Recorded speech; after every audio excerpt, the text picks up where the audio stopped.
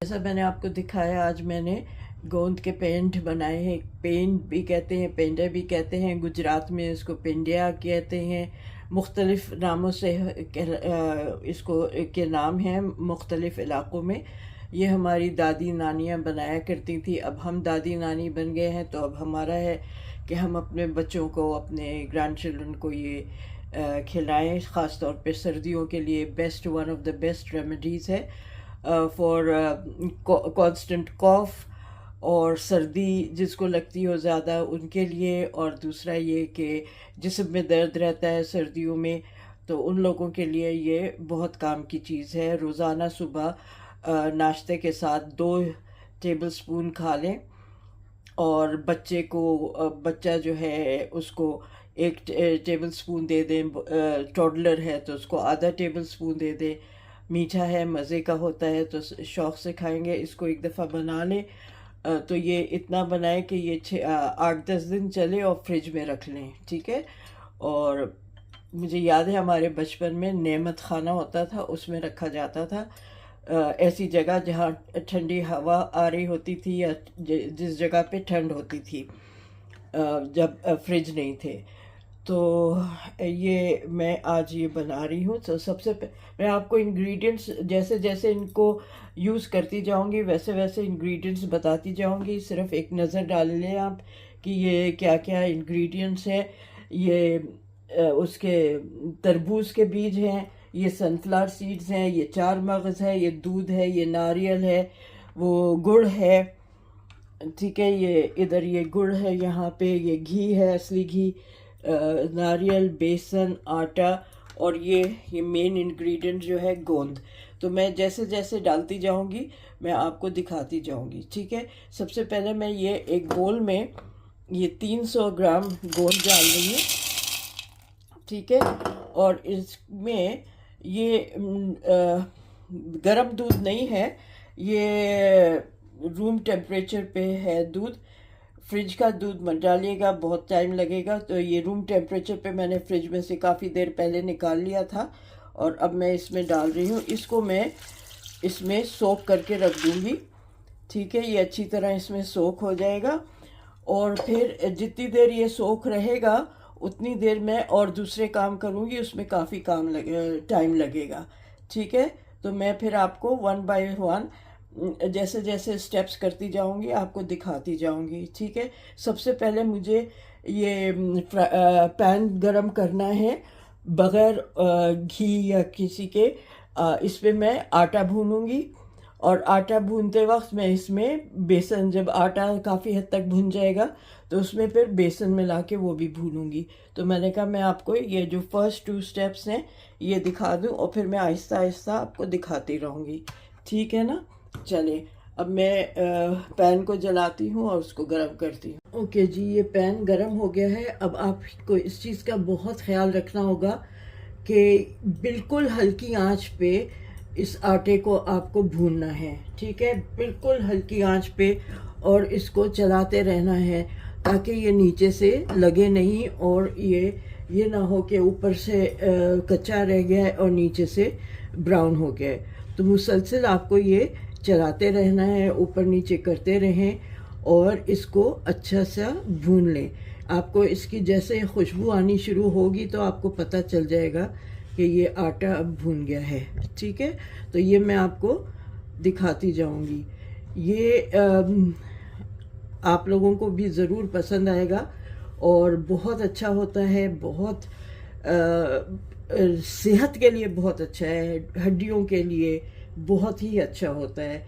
तो आप उम्मीद है गौर से देखेंगे सारे स्टेप्स और ये बनाएंगे, ठीक है। तो मैं इसको भूनती रहूँगी और जब इसका हो जाएगा टाइम, सही उस पर आ जाएगा कलर पे और भून जाएगा तो मैं फिर आपको उस वक्त दिखाऊँगी, ठीक है।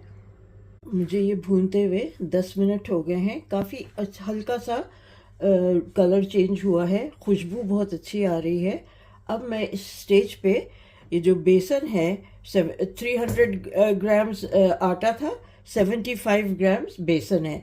अब मैं ये भी इसमें मिला के और ये साथ ही इसके अब ये भी भूनूंगी, ठीक है। तो ये ये जो कॉम्बिनेशन है, और बेसन ये भी हमारी हेल्थ के लिए बहुत अच्छा होता है, तो ये इसमें सारी हेल्दी चीज़ें ऐड होंगी। ओके, तो बस अब मैं इसको भी भूनती जाती हूँ, और आपको फिर ये जब बेसन भून जाएगा तो फिर इसके बाद नेक्स्ट स्टेप दिखाऊंगी। जी, जैसे मैंने आपको दिखाया, मुझे 8 मिनट लगे थे बेसन डालने के बाद भूनने में। फिर पता नहीं मेरे कैमरा क्यों ऑफ हो गया। उसमें फिर मैंने जब वो भून गया तो मैंने फिर ये इसके कद्दू के वो उसके सनफ्लावर सीड्स, 4 मगज़ और ये वाटरमेलन सीड्स इसमें मिलाए हैं।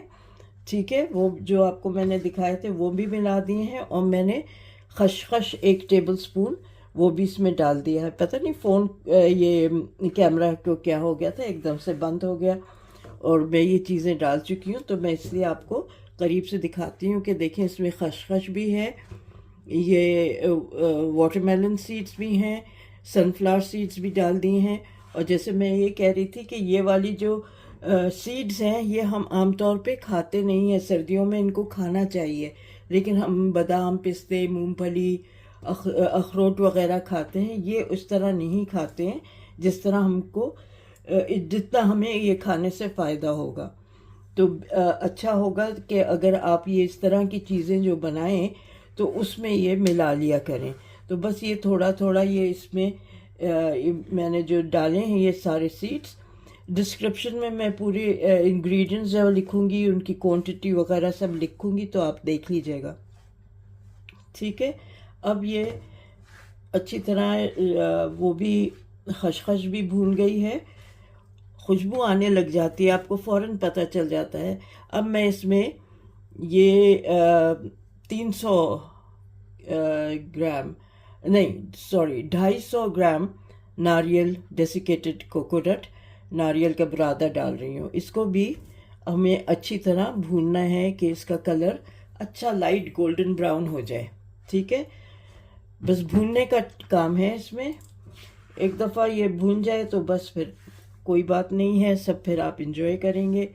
फिर इसमें मैं ये आधा टीस्पून सिनेमन पाउडर, दालचीनी का पाउडर डाल रही हूँ। ये भी इसमें साथ नारियल के भून जाएगा। और ये इलायची पाउडर भी आधा टीस्पून है, ये मैं डाल रही हूँ इसमें। ये इलायची आ गई, इलायची हटा देती हूँ। ठीक है, तो ये इसमें इस तरह से डल गया। ठीक है, अभी घी बिल्कुल नहीं डाला है, अभी ये बिल्कुल ड्राई रोस्ट हो रहा है, और इसको ड्राई रोस्ट ही करना है फ़िलहाल। और उसके बाद जो मैंने वो दूध और गोंद को भिगो के दूध में रखा था, गोंद को, उसको चेक करूँगी अब ये भूनने के बाद। फिर उसका भी उसका पेस्ट बनाना होगा। ठीक है, वो पेस्ट अच्छी तरह वो सोक कर लेगा गोंद जो है दूध को, तो उसका पेस्ट इजीली बन जाएगा। तो अब फ़िलहाल मैं ये इसको नारियल जो डाला है अच्छी तरह भून के आपको दिखाती हूँ। ठीक है, ये देखें कितना अच्छा इसमें आहिस्ता आहिस्ता कलर चल रहा है, बहुत खुशबू आ रही है। नारियल डालने के बाद और भी अच्छी खुशबू आ रही है इसमें। ये देखें, अब ये जो सीड्स हैं ये इसमें स्टैंड आउट हो रहे हैं, क्योंकि वो जैसे जैसे गोल्डन हो रही है आटा वगैरह, तो ये जो सीड्स हैं वो नज़र आ रहे हैं ज़्यादा।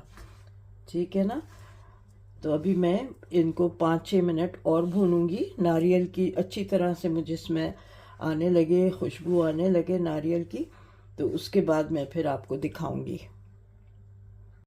ये देखें, मैं आपको दिखाऊं करीब से, देखें कितना अच्छा ये गोल्डन ब्राउन हो गया है।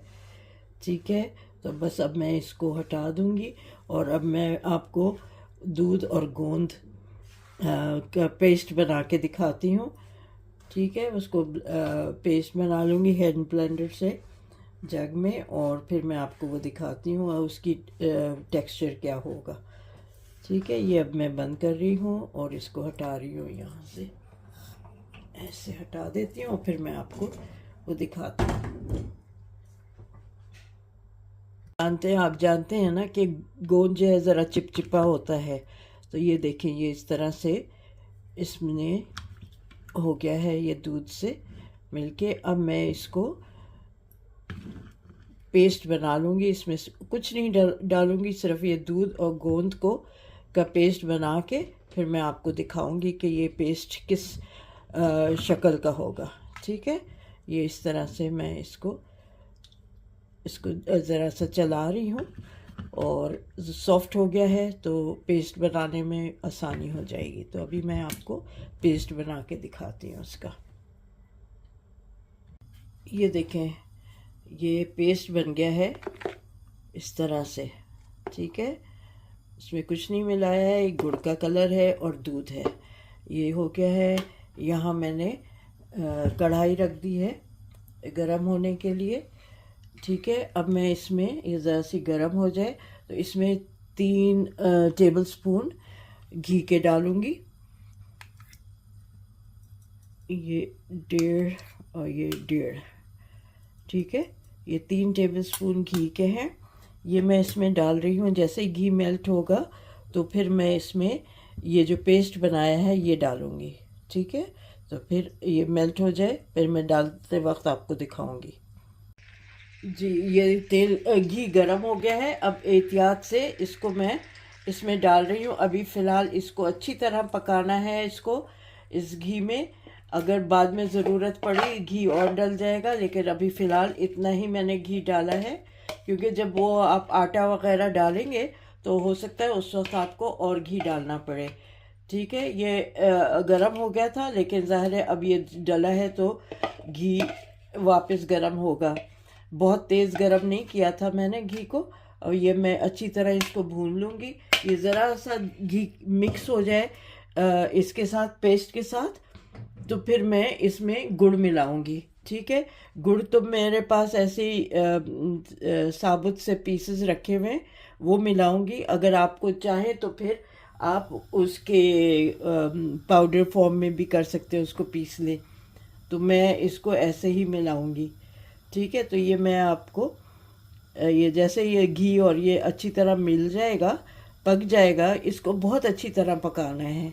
ठीक है, ये अच्छी तरह पक जाए तो उसके बाद फिर इसमें हम गुड़ डालेंगे।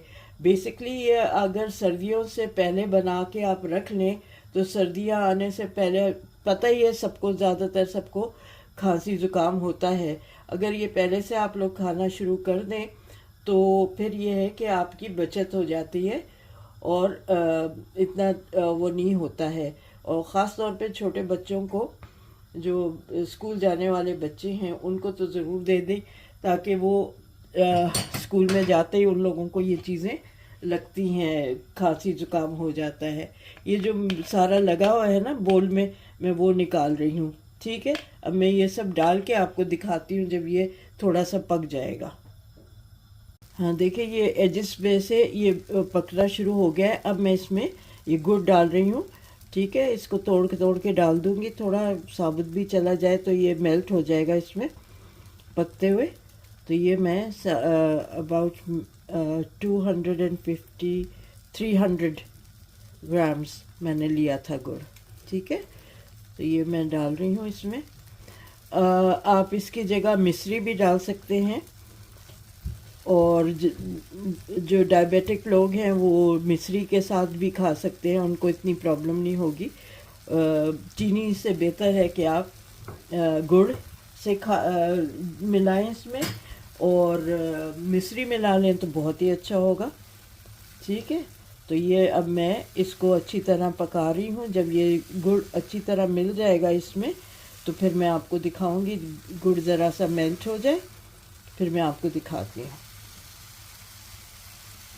मैंने कढ़ाई चेंज की है क्योंकि वो वाली कढ़ाई जो थी उस पे नीचे जो है वो पेंदा उसका गोल है और वो बैलेंस नहीं हो रहा था मेरे चूल्हे पे, तो इसलिए मैंने अपने कढ़ाई चेंज कर लिया। इसका जो पेंदा है, बेस जो है इसका फ्लैट है, तो ये वो उसको कॉन्स्टेंटली मुझे डर लग रहा था कि कहीं वो उसमें से स्पिल ना हो जाए और गिर ना जाए मेरे ऊपर या पूरा सारा नीचे। तो इसलिए मैंने ये चेंज किया है। और ये अच्छी तरह इसमें गुड़ और गोंद और दूध मिलाना है। अब मैं इसमें थोड़ा सा 1 चमचा घी और डाल रही हूँ। अगर ज़रूरत पड़ी तो बाद में और डालूँगी। अभी फ़िलहाल 1 चमचा और डाल रही हूँ, 1 टेबल स्पून। ठीक है, ये और डाल रही हूँ मैं। और फिर थोड़ा थोड़ा करके जो आटा है वो मैं इसमें मिलाऊंगी, थोड़ा थोड़ा करके। तो मैं अभी ये हो जाए और फिर मैं आपको दिखाऊंगी। मैं थोड़ा थोड़ा करके वो इसमें ये आटा डालती जा रही हूँ, और एक साथ नहीं डालना है, थोड़ा डालती जाऊंगी और इसको चलाती जाऊंगी ताकि गुठलियाँ ना बने। ठीक है, ये इसमें ऐसे डालती जाती हूँ और फिर मैं आपको इस तरह से ये देखें, मैं आपको ये थोड़ा पूरा डाल के फिर आपको दिखाती हूँ। ओके, ऑल टुगेदर अभी तक मैंने 4 टेबल स्पून घी डाला है। अगर ज़रूरत पड़ी तो और डालूँगी, वरना नहीं डालूँगी। ओके, ये हेल्दी है, घर का घी है, घर का मक्खन से निकाला हुआ घी है, तो अच्छा हेल्दी घी है, वो बटर से मैंने निकाला है। ठीक है, मैं और ही डालती हूँ।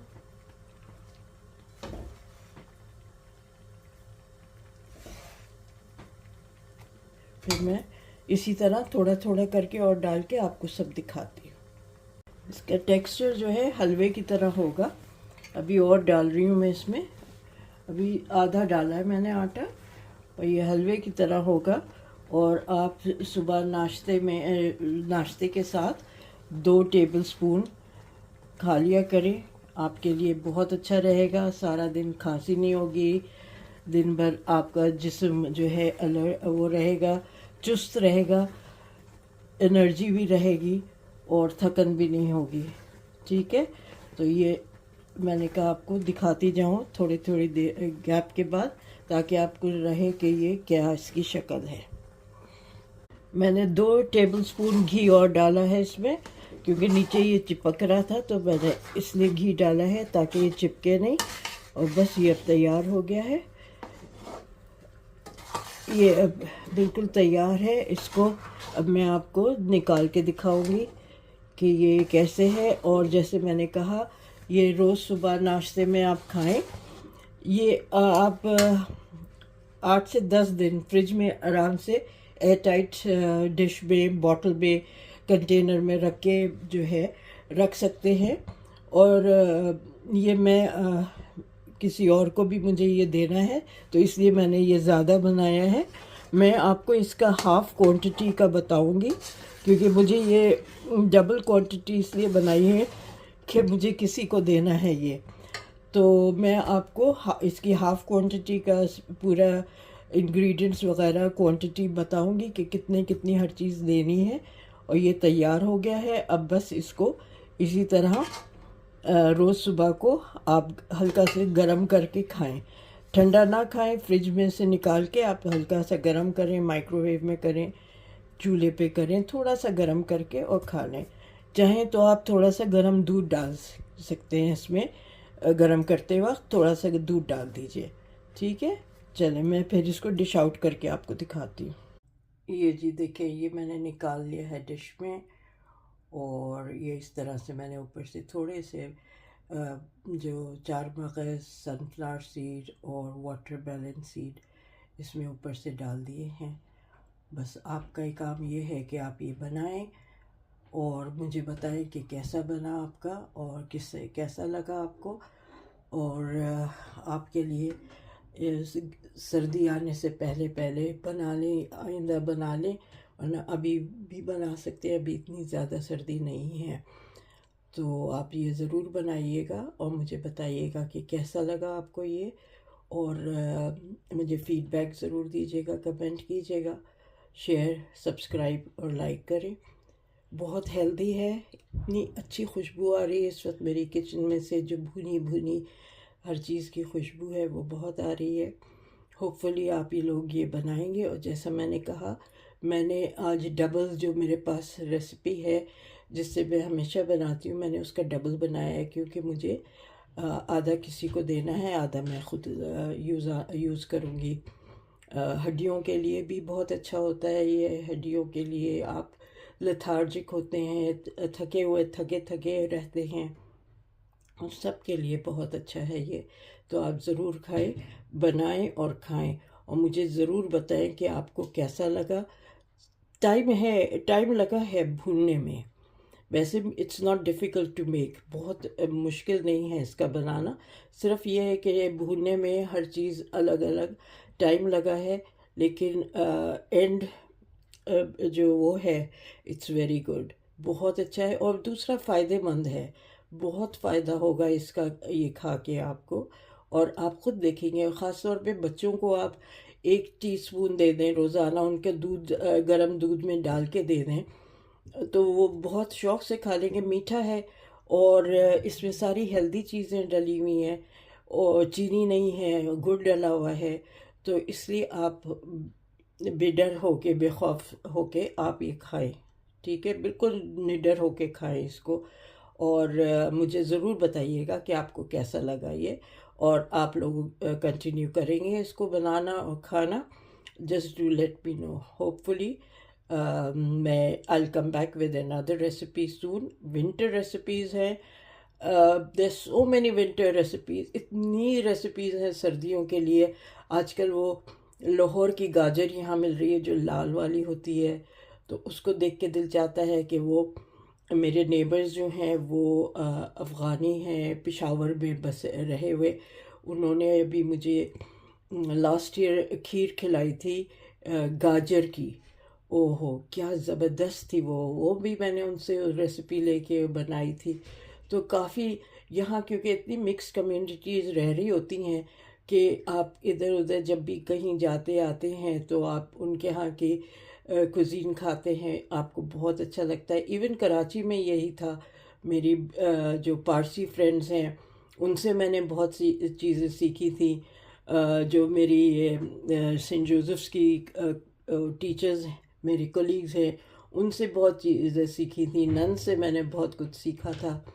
तो हर जगह आप अगर लोगों से मिलें और सीखें, अगर कोई चीज़ अच्छी लगे तो ज़रूर सीखें, ठीक है? तो होपफुली आप लोगों को ये पसंद आएगा, ये भी बनाएंगे। और जो मैं रेसिपीज़ दूसरी दूंगी आपको, वो भी आप देखेंगे। सब्सक्राइब करिएगा तो आपको नोटिफिकेशन आ जाएंगे, और लाइक करें, शेयर करें।